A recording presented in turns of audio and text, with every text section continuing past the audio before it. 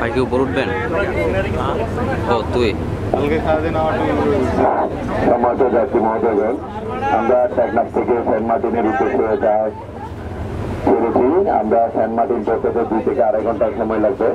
আপনারা Saint Martin যাওয়া পর্যন্ত হাতের ডান দিকে যা দেখবেন স্থলবাস দিয়ে, এখানে আমাদের বাংলাদেশের অংশ, হাতের বাম দিক দিয়ে দেখা যাবে মিয়ানমারের অংশ, হাতের বাম সাইডে দেখা যাবে মিয়ানমারের অংশ এবং ডান দিকে আমাদের টেকনাফের অংশ, বাংলাদেশের অংশ।